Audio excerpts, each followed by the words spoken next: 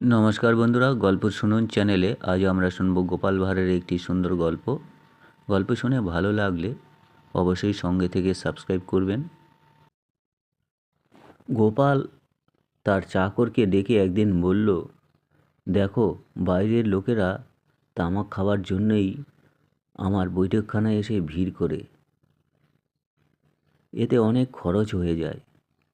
আমি যখন বাইরের লোকের সামনে তোকে তামাক সেজে আনতে বলবো, তুই তখন মোটেই তামাক সেজে আনবি না।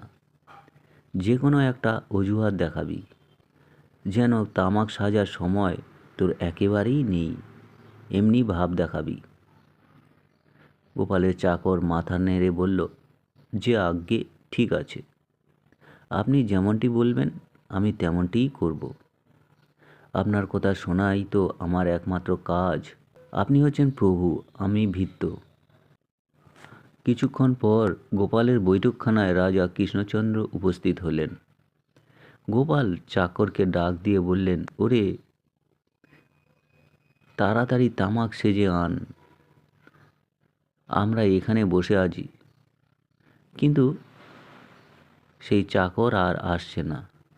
অনেক ডাকাডাকির পরেও সেই বৈঠকখানার ঘরের মধ্যে না আসায় গোপাল ছেলেকে দিয়ে চাকরকে বৈঠকখানার ঘরে আনিয়ে ধমক দিয়ে বলল, সেই কখন থেকে তোকে তামাক সেজে আনতে বলছি, তুই শুনতে পাচ্ছিস না?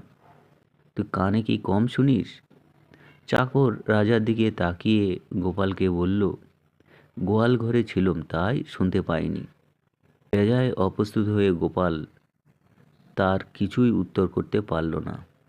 তখন বলল, আগে মা ঠাকুরন ডাকছেন, এখন একটু তামাক সাজাতে দেরি হবে। এই বলে গোপালের চাকর সেইখান থেকে সরে গেল।